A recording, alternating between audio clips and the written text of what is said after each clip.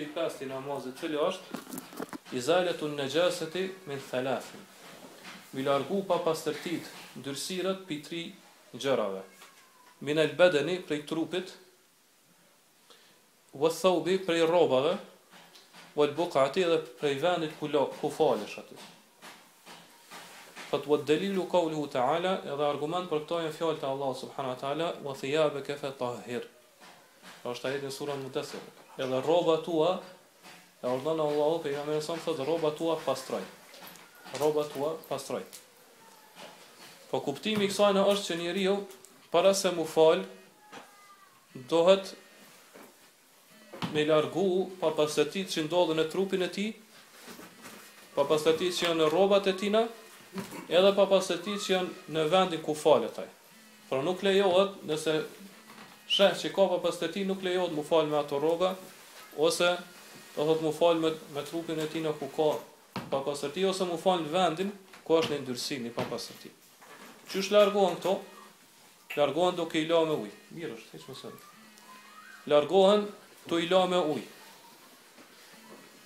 Pra ose e lan me ujë trupin, ose rrobën, ose vendin ku falesh. Don me ujë pastrohen pa to ndyrësi. Dikon është ka thirrë. Mirë, tash vjen pyetje, nganjëherë ndodh që dikush falet edhe ka pas pa pastërti në rrobën e tij. Kjo është meselë më rëndësishme ditë, se gjithku i ndodh kjo. Ose ka më ndodh, ose i ka ndodhur kalume. U fal edhe masi që u fal, masi që ka përfunduar namazin, e ka pa që në tesha në rroba pas ka pas diçka pa pastërti. Ose në ujë të madhe, ose në ujë në ujë, ose diçka tjetër. Ne themi në këtë rast, masi e ka kryer namazin, namazi është i saktë. S'ka nevojë përsërit. Mirë, po para se me fillu namazin, nëse e sheh që ki pa pastërti në rrobat, e ki obligim me pastru. Gjithsej janë 3 gjendje. Para se mi hi namaz, e sheh pa pastërti në trup ose në rrobë ose vendin ku falesh, e ki obligim me pastru. E dyta është, masi të krye namazin, e sheh që ke pas pa pastërti. Do thonë e sheh në rrobë, pantolla ose në tesha nal që e ke pas pa pastërti, këtu nuk i nevojë përsërit namaz. Edhe gjendja e tretë është gjatë namazit e sheh. Tu falesh që ki pas pa pastërti në rroba. Çfarë më bëhet këtë rast? Nëse ki mundësi me hek rrobën, pa e prish namazin, e hek rrobën. E largon edhe vazhdon më fal. Për shembull, e ki pa pastërti në jakne. Edhe një jaknën mund të shlet me desh, e largon edhe e gjun. Ose për shembull në bluzë. E merr bluzën e desh, edhe largon edhe fillon vazhdon më fal, do të thonë namazi nuk prishet. A nëse nuk ki mundësi me largu, atëherë do të me prish namazin. Do të me prish namazin, me largu rrobën ose me pastru, me ja largu pa pastërtin, edhe me kthy me fal namazin prej fillimit. Pra jo me vazhdu aty ku të kam vetë, mirë po me fal namazin prej fillimit. Argument për këto është se pejgamberi sallallahu alaihi wasallam një herë u kanë të u fal me shokët e tina, edhe gjatë namazit i ka largu kpucat. Po i ka dos kpucat edhe i ka lënë, do thotë afër tina, do thotë i ka lënë anën djathtë ose anën e majtë. Edhe ka vazhdu namaz, se ka ndërprej. Mas e ka përfundu namazin, shokët e tina kanë pyet pejgamberin sallallahu alaihi wasallam, pse veprove ashtu? Sa tash Xhibrili edhe më njoftoi muçin në kpuca, kom pa pastërti. Edhe i ka largu pejgamberin. Kjo kallzon që nëse ti do thotë ke hi namaz, edhe ke qenë i pavetëdijshëm që në rrobat e tua ka pa pastërti, po gjatë namazit ose tu ka kujtu, ose e ke pa me sytë e tu. Atëherë nëse ki mundësi me largu ato që është rasti pejgamberi sa më shumë i ka largu kpucat, se pi sunetit është më fal me kpuca, aty ku ki mundësi, jo mi dos kpucat, i ka largu kpucat edhe ka vazhdu namazin. Sikur mos të shën, mos të shpranu namazin, pejgamberi sa më kish ndërprer. Edhe kish fillu pi fillimit. Po ka dashur më na kallëzu që nëse ti hin namaz me pa pastërti në trup ose në rrobat e tua, pa vedije, pra si e vedishëm për këto, ose ke harru, e ke ditë që e ki pa pastërti në rroba, po ke harru. E atë kujtohet gjatë namazit, ajo pjesë e namazit që e ke fal nuk të prishet. Po nëse ki mundësi, e largon atë rrobë ose kpucën ose diçka ngjashme, edhe vazhdo namazin. Nëse nuk ki mundësi, atëherë ndërprej namazin edhe fillon prej fillimit. A kjo nuk është e njëjtë kur njeri falet pa abdes. Kur falet njeri pa abdes, Muslimanit nuk i lejohet me fal pa abdes me vedi. To e di që nuk ka abdes. Po nganjëherë harron njerë. E ka prish abdesin edhe harron. Nuk i kujtohet që e ka prish abdesin edhe hin mu fal. Momentin që i kujtohet, ai do të më ndërprej. Ma nuk i lejohet me vazhdu. Pra nuk është meselja njëjtë me papastërtinë që e ki në rroba ose në trup, ose në vendin ku falesh. Momentin që të kujtohet që nuk ki abdes, e ndërprej namazin, shkon me abdes edhe e fillon prej fillimit. Njëjtë është nëse të kujtohet masi që ke përfundu namazin. Do të me përsëritet namaz. Nuk pranohet ai namaz të Allah subhanahu wa taala. Për arsye se na përmenëm hadithin gjatë përsëritjes se pejgamberi sallallahu alaihi wasallam ka thënë la yaqbalu Allahu salata ahadikum idha ahdatha hatta yatawadda. Allahu nuk e pranon namazin as kujt për juve kur nuk ka abdes derisa të merr abdes. Pra ai namaz nuk pranohet nëse e ke fal pa abdes. Mirë, nganjëherë ndodh që toka është e papastër. Po e ki me veti sejaden, ose ki me veti një shtroj, ose një qenë, ose një qenë. Nëse e merr ato dhe shtran ato për mi tokën që është e papastër, do t'i falësh mi sejade, kjo nuk prish punë. Pa namazit pranohet. Kryesori është që nuk lejohet ty direkt mu fal një tokë që është e papastër. Ose për shembull, nëse e tu fal në kat nalt, kat dytë, edhe për funi teje është WC-ja katit poshtë. Ose është kanalizimi, për shembull ku kalon papastërti.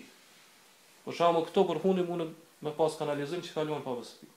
Kjo nuk prish punë, namazit pranohet. Ajo që është më rëndësi është që ti nuk lejohet më fal direkt në tokë që ka papastërti dhe ndyrësi.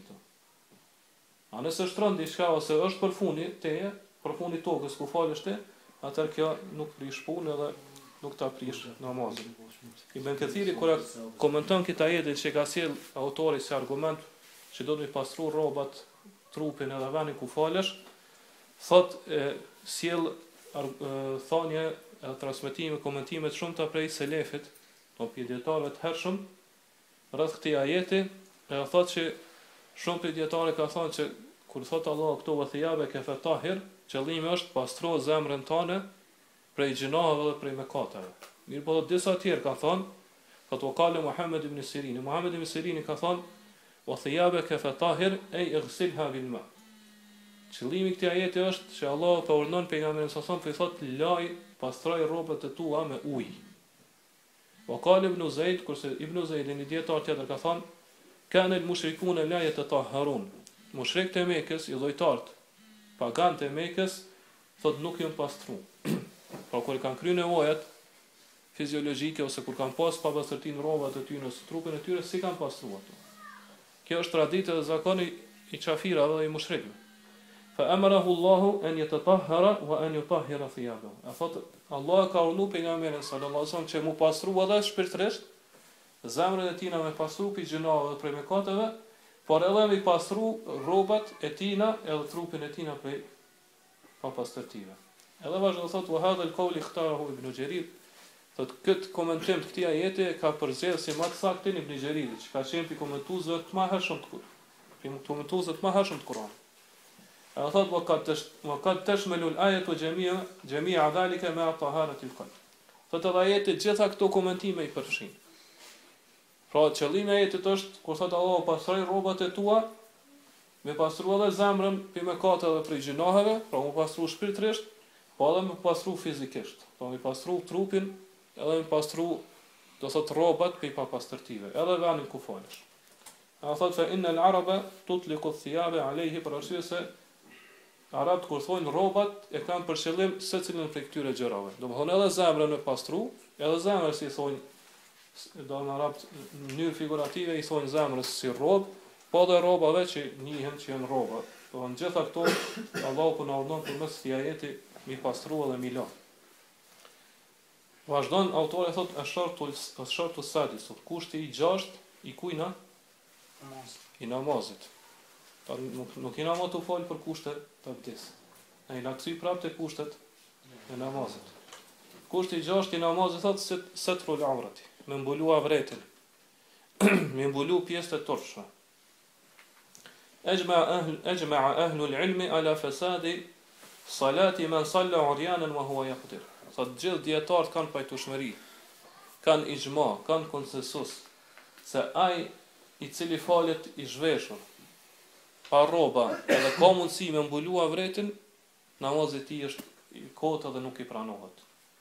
Nëse ka mundësi me mbulu avretin edhe nuk mbulohet, thotë këtë dietarët kanë pojtueshmëri që namazi i tij nuk pranohet.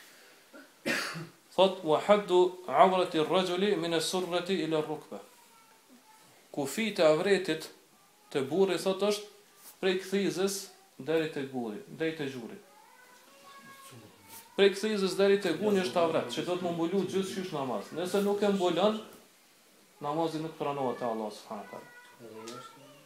Orda? A është edhe jashtë namazit? Edhe jashtë namazit.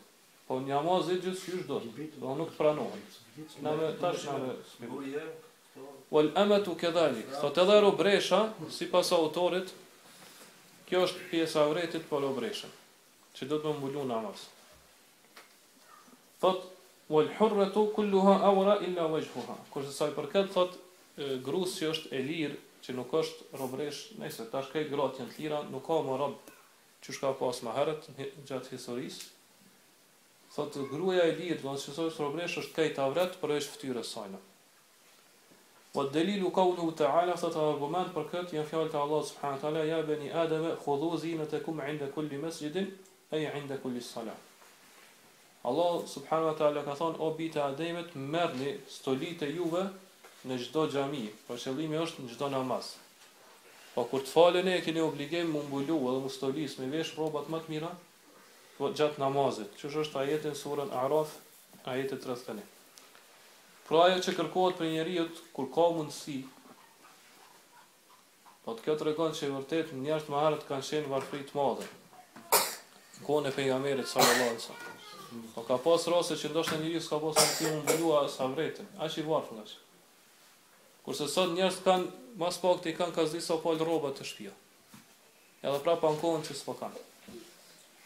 Po ajo që kërkohet me njeriu është që kur ka muslimane ka obligim që si namaz, po dhe si jashtë namazit, do thot me vesh rrobat më të mira.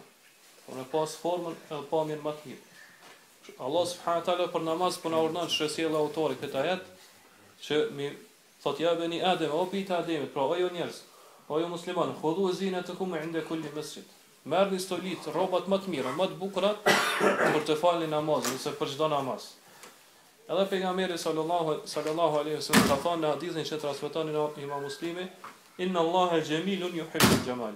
Thonë vërtet Allah është i bukur edhe don të bukurën. Pra don që njeriu mu vesh bukur, e don që njeriu mu vesh mirë. Pra don që njeriu me pas rroba të mira në trupin e tij. Mu vesh sa më mirë, sa më bukur që ka mundësi. Mirë po, kur njeriu nuk ka mundësi mu vesh ose me mbulu krejt trupin, atëherë namaz e ka obligim edhe jashtë namazit me mbulu avretin. Edhe me mbulu avretin me rroba që nuk ja përshkruajnë, që s'janë transparente, s'ja përshkruajnë lkurën. Po kur të mbulosh avretin, do të rrobat e tua me kon jo të i dukshme, me të pa lkura. Se kjo nuk konsiderohet mbulim i avretit. Po nëse rrobat e tua janë të i dukshme edhe shihet ngjyra e lkurës mbrapa tyne, atëherë namazi nuk pranohet. Po do të më kon rroba jo të i dukshme. Namaz, po dhe jashtë namazit e ki obligim më mbulu me rroba që nuk ta përshkruajnë këtë pjesë. Do të prej kthizës deri në gjuhë. Edhe me rroba që nuk janë të i dukshme. Çfarë thot pejgamberi sallallahu alaihi wasallam hadithin që transmeton Tirmidhiu, thot ihfaz awrataka illa min zawjatik aw mimma malakat yaminuk. Ruaje avretin ton, mos e zbulo. Përveç ndaj gruas tone ose robreshës tone. Tha më herët, tash nuk ka robresha, më herët ka pas. Ai që ka pas robresh, ka pas lejuar me flajt me to që është flan me gruan e tij. E pejgamberi sallallahu alaihi wasallam ka thënë ruaje avretin ton përveç ndaj gruas tone ose ndaj robreshës tone. Pra ndaj gjithë njerëzve të tjerë ki obligim me rujt avretin, mos më ia zbulu. Edhe kjo hadith e transmeton Muawiya ibn Hayda prej pejgamberit sallallahu alaihi wasallam, është hadith hasan, që ka thënë Sheikh Albani në Irwa al-Ghalil. Pra që është autori që kufiri i avretit e burrë është prej kthizës deri në gjuhë. Cili është argumenti për këto? Është argumenti që e transmeton Abu Dawudi hadithin prej Abdullah ibn Amr ibn Asit, se pejgamberi sallallahu alaihi wasallam ka thonë: "Idha zawwaja ahadukum khadimahu abdahu aw ajirahu fala yanzur ila ma duna surra wa fawqa rukba." Thot pejgamberi sallallahu alaihi wasallam se dikush prej juve, po kjo hadith është hasan, i mirë. Nëse dikush prej juve ka robresh, e ka robreshën. Po robresha ka shërby atë, ka qenë si lloj shërbëtore. Prandaj po thot pejgamberi, nëse dikush prej juve e marton shërbëtoren e tina, çfarë është qëllimi? Jo që e marton vet.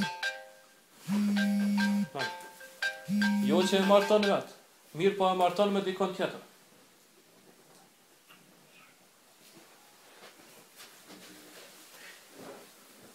Por shembull zotria që ka pas robresha, e ka pas leju me që robreshën e tina me martu me dikon tjetër. Me një rob tjetër, ose me një njeri të lirë, do që supon rob. E pejgamberi sa më thot, kur të martojsh robreshën tane, pra shërbëtoren tane, atër ty nuk të lejohet, pra nuk I lejohet asaj me këshyr nër kthizën e zotrisë tina, ose me këshyr për mbi gjurin e tina. Do çfarë tregon kjo? Kjo tregon se do thot me flejt me atë robresh ti nuk I lejohet. Por përderisa ajo u martu, atëherë ajo do të me këshyr vetëm avretën, I lejohet me këshyr vetëm avretën e burrit sajna. Ma nuk I lejohet me këshyr avretën e zotrisë sajna. E për kësaj be kuptojnë që avretit e burrat është prej kthizës deri te gjuni.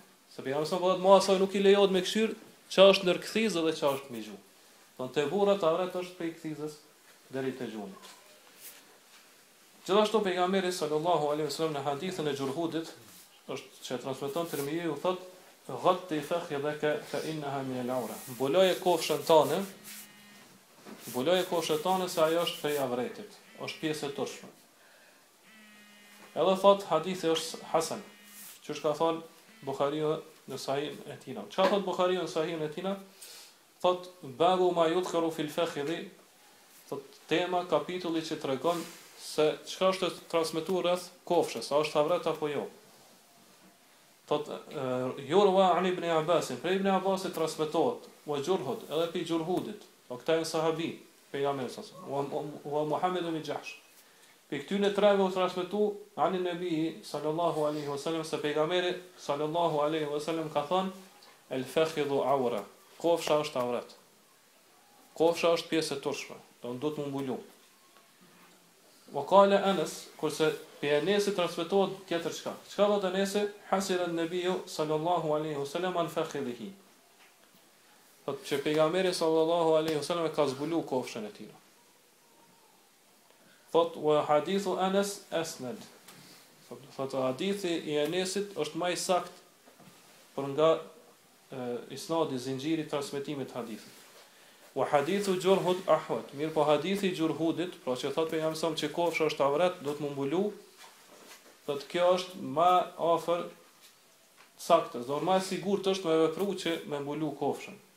Hatta yakhruja min ikhtilafihim, vazhdon Buhariu thot është më sigurt me mbulu kofshën në mënyrë që me dal pikë mos pajtimi ose mos marrëveshje që ka lind te dietar, ta është kofsha avret apo jo. Mirë po hadithi e Anesit ku pejgamberi sallallahu alaihi wasallam tregon se pejgamberi sallallahu alaihi wasallam ka zbulu kofshën, kjo ka qenë betejën e Khajberit. Edhe gjatë betejës pejgamberi sallallahu alaihi wasallam ta shpresisë betejës, kur I ka hyp kalit apo devës edhe ka luftu, ju ka zbulu kofsha. Jo që pejgamberi sallallahu alaihi wasallam ka zbulu kofshën qëllisht. Prandaj për kësaj kuptojnë që më mirë është edhe është obligative që njeriu do thot me mbulu kofshën dhe nuk I lejohet me mbulu kofshën. Ose këto dy hadithe Ibn Qayyim Allahu mëshiroft I bashkon tjetër qysh. Thot avreti është dy lloje, është avreti I ran, I ashpër që kur qysh lejohet me zbulu, ai është me mbulu përpara dhe mbrapa. Do thot që është avret përveç kofshës. Kurse thot kofsha është, edhe kjo është avret, po është avret më I lehtë se sa avreti I ran. Do dyjat janë avret që do të më mbulu, mos më zbulu para tjetrit. Mirë po njëri është më I rëndë se tjetri. Do të më mbulu përpara dhe mbrapa është avret shumë I rëndë që nuk lejohet vetëm raste shumë domosdoshme me zbulu. Kurse kjo thot është avret më I lehtë. Mirë po dyjat është obligim edhe çu thot autori ka ixhma konsensus mes dietarëve që nuk lejohet mu zbulu namaz kjo pjesë e trupit të burrat. Do thot prej gjurit deri tek thiza. Edhe këtë konsensus që e transmeton autori e ka marrë për Ibn Qudamës, Ibn Qudamës që është për dietarët më e përmend në librin e tij Al-Mughni, edhe ky aje e përcjell, do thot konsensusin prej Ibn Abdul Barr që ka qenë për dietarët më të selefit. Do thot ka ijma konsensus me dietarët. Këtë dietarët janë pojtueshmëri që kjo pjesë do të mbulu namaz. Mirë, sa i përket burrave, ka ardhur një hadith i pejgamberit sallallahu alaihi wasallam që përveç se më mbulu avretin, burri namaz do të më mbulu edhe krahët. Do të më mbulu supët e tina. Çfarë thot pejgamberi sallallahu alaihi wasallam në hadithin që transmeton Buhariu dhe Muslimi, prej Abu Hurajrës thot: "La yusalli ahadukum fi thawbil wahid, laysa ala atiqaihi minhu shay." Thot askush për juve mos të falet në një rrobë. Pra çka është qëllimi në një rrobë me cilën ambulon vetëm avreti, kurse thon mbi supët e tina, mbi krahët e tina mos më pas asgjë. Kjo fjala atik që u përdor arabisht është kjo pjesa prej këtu, do ku takohet krahu me dorën deri te qafa. Kjo pjesë quhet atik. A thot pejgamberi sa som çdo kush për juve kur të falet, mos falet vetëm në rrobë, do të thonë që ambulon avretin. Po le të merren në një rrobë tjetër që ambulon këtë pjesën. Pra burrat e kanë obligim që me mbulu përveç avretit me mbulu edhe këtë pjesë.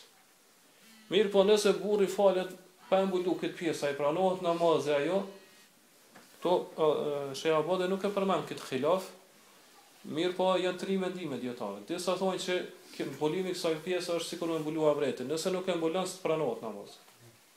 Në mendim tjetër thonë që mbulimi i kësaj pjese është vetëm sunet e preferuar, e pëlqyeshme. Nëse nuk e mbulon, s'ke bëj gjëna. Kurse mendimi më i saktë dhe më afër vërtetës është që mbulimi i kësaj pjese është obligim. Nuk është kusht i namazit, po është obligim. Do thonë nëse falesh pa mbulu këtë pjesë namazit pranohet, mirë po ke bëj gjëna, ke bëj mëkat. Se kjo obligim e mbulu këtë pjesë gjatë namazit. Kurse cila është avreti të gruaja, tu ka xhilaf mes dietarëve. Po na e pa që autori ka mendimin që gruaja gjithashtu avret për shtyrës. Po autori ka mendimin që gruaja nuk e ka obligim me mbulu fytyrën. Kurse Sheikh Abadi thotë që është obligim. E thotë e gjithë gruaja është avret. Don gruaja do të mbulu para burrave të huaj këtë trupin e saj. Edhe fytyrën, edhe durtë edhe këtë. A thot, argumenton me këto me hadithin e pejgamberit sallallahu alaihi wasallam që transmeton Tirmidhiu thot: "El mar'atu awra", gruaja është avret. Kështu ka thënë pejgamberi.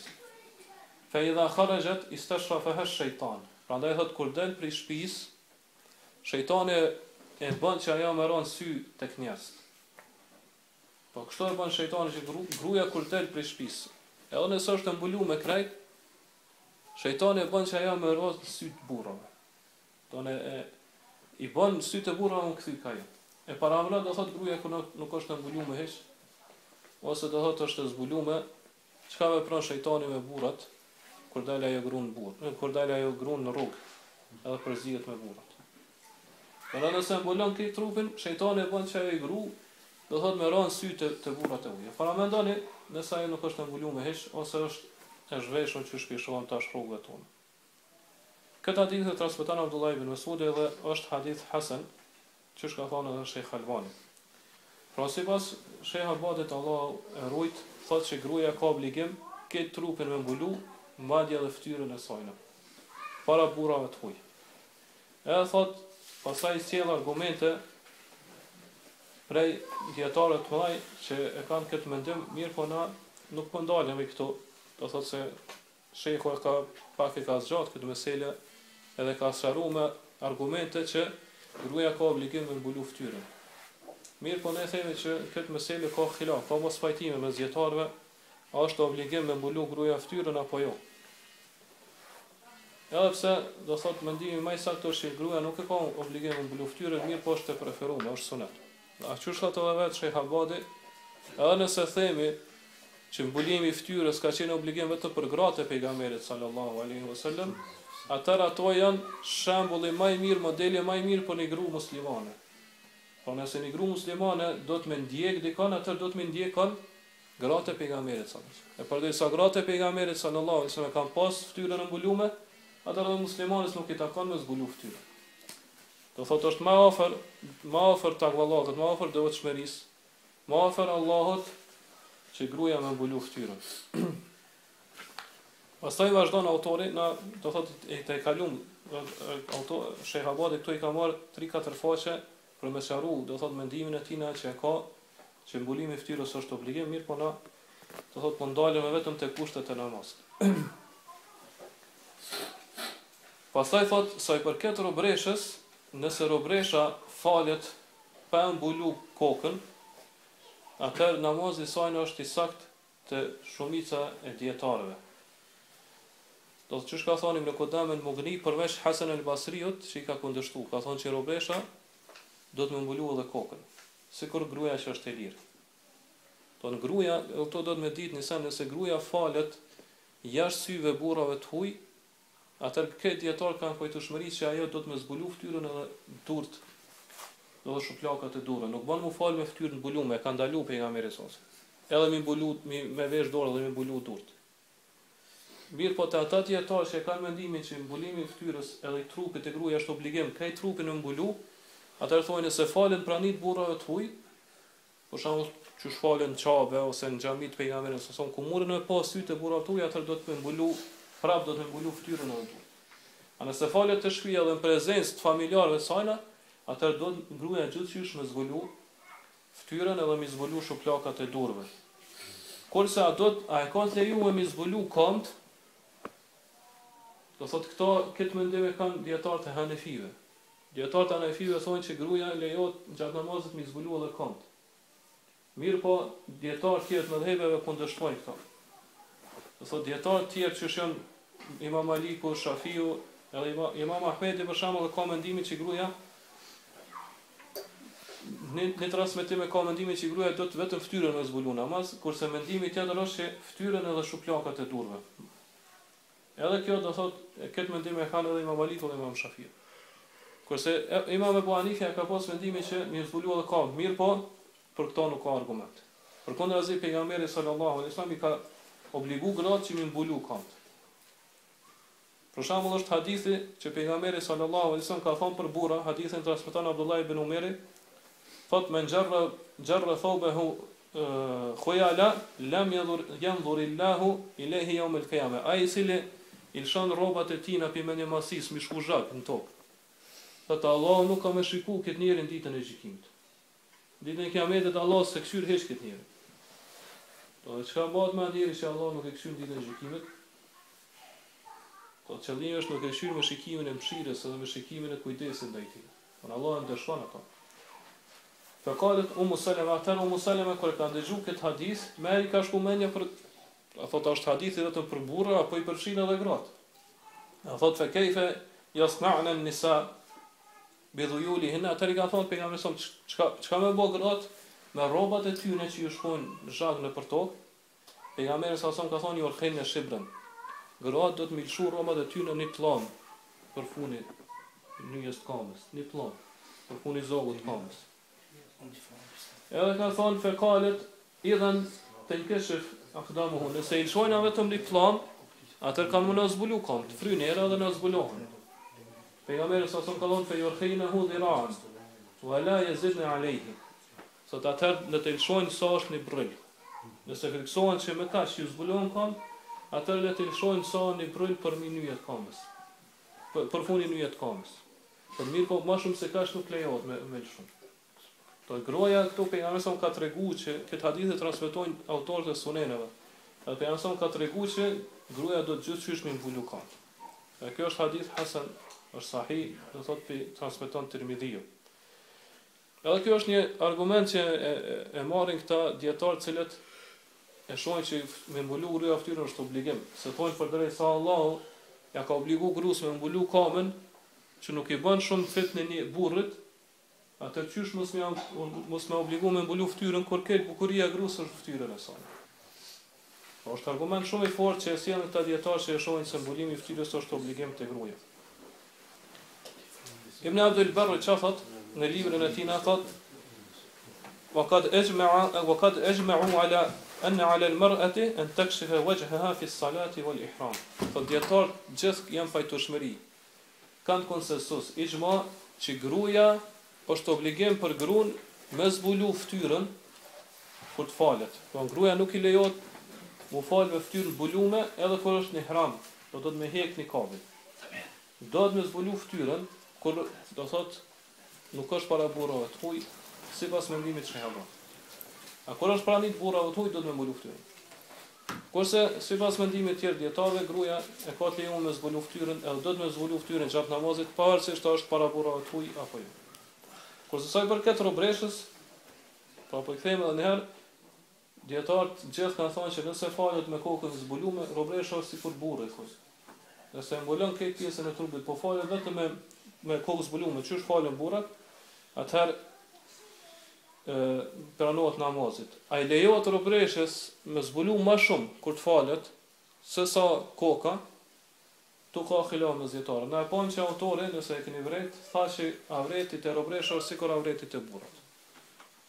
Do thonë vetëm kaq. Edhe me mbulu krat, që shka thonë hadithin tjetër pejgamberit. Ose nëse falen këtë gjendje robresha i pranohet. Nëse do thotë falet vetëm e mbulon vetëm këtë pjesën i pranohet namazi. Mirë po, do thotë më mirë është që robresha me kanë sikur gruaja e lirë. Nëse ka robresha, nëse vjen ai kohë kur prapë ka me pas robresha në mesin e muslimanëve, është ajo duhet të jetë më mirë është, edhe më sigurt me kanë sikur gruaja e lirë. Do thotë me rujt nderin e saj, me rujt pastërtinë edhe atë lirjen do thotë shpirtërore dhe nderin e saj edhe me mbulu krejt trupin edhe mu fal, si namaz si është namazet me kanë sikur gruaja e lirë, kjo është më afër devotshmërisë dhe më afër Allahut subhanahu wa taala. Pastaj është ka mbet kushti i 7 dhe kushte tjera, po ndoket akshami u afrua. Inshallah po mjaftojnë më kaq. Allahu alem wa sallallahu ala nabiyina Muhammad wa ala alihi wa ashabihi wa sallam.